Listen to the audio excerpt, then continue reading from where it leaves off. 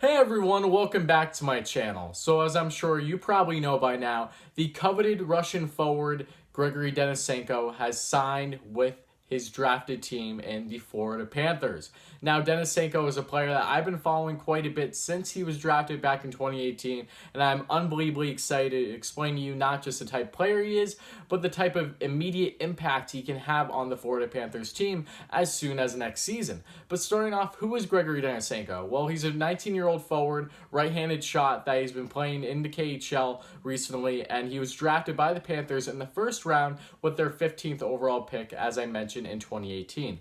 And this past season in the KHL, Denisenko, as a 19-year-old forward, has looked very strong. In 38 games played, he had 12 points, including 6 goals and 6 assists. And in total, in all regulation games Denisenko has played in the KHL in his career to date, in 63 games played total, he has 10 goals, 8 assists for 18 points. So very solid given the age. He's been one of the youngest players in the KHL and has really been blossoming into a very young and promising forward.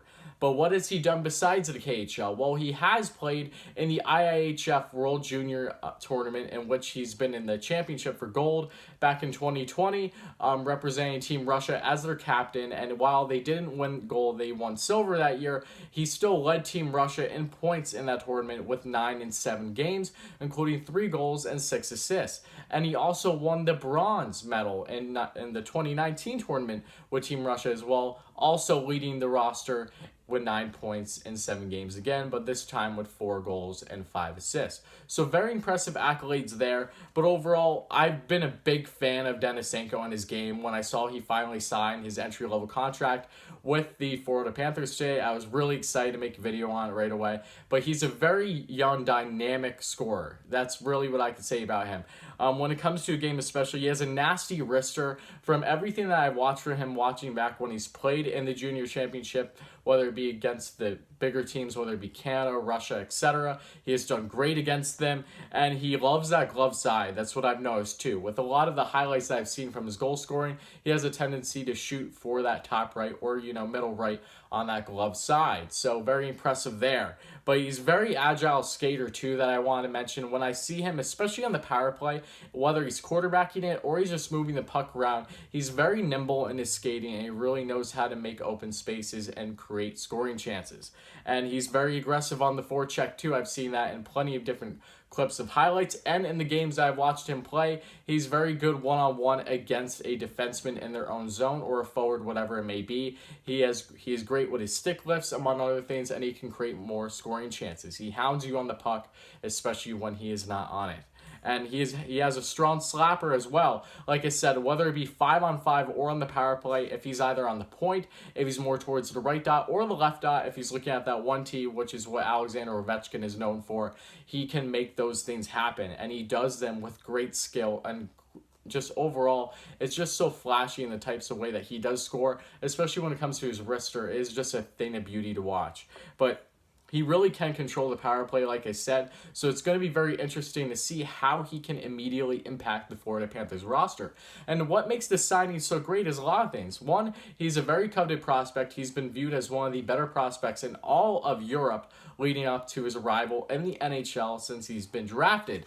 And Denisenko not just dominating in the KHL at a young age, but he also dominated Russia's junior league, the MHL. He really did well there. I believe he had 47 points in a little bit over 60 games, so he was playing very strong from the span of 2016 to 2019 up until he started his pro career in the KHL. But Denisenko, I'm so excited to see him come to North America and play with the Panthers whenever that may be, given everything that's going on in the world right now. But regardless, it's going to be very interesting, and it seems like it is all right in front of him for him to have a top 6 opportunity with the Panthers next season. As you probably know, Mike Hoffman and Evgeny Dadonov, two of the better forwards on the Panthers roster that normally play in their top 6, are UFAs at the season's end, so the likelihood of them both coming back is very unlikely. I've done videos on them previously, so if you haven't checked that out, please do after this one. But in my opinion, I definitely don't see both of them coming back to the team next year, let alone even one seems a little bit up in the air. If the Panthers favor one over the other, I would definitely give the upper hand to Mike Hoffman, just slightly younger in age, and I think he can provide more offense than what Dadonov can.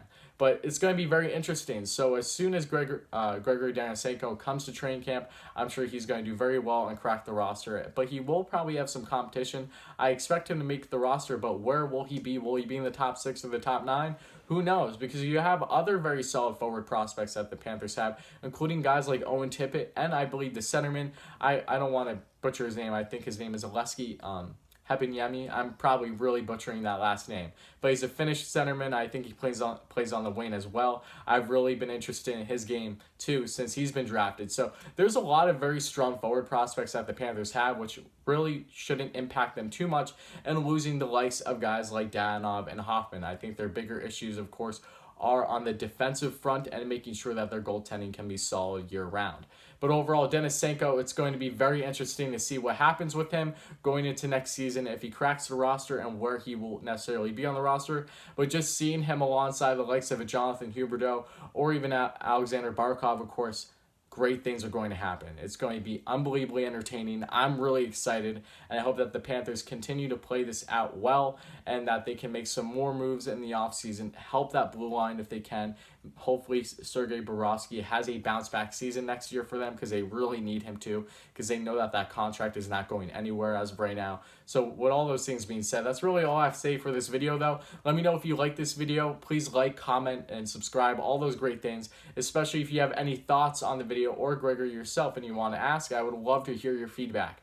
But with all those things being said, thank you again so much. And if you haven't checked out previous videos, I'll have them right down here below for you. So make sure you do right after this one. But thank you all again, and I'll be back in a day or two.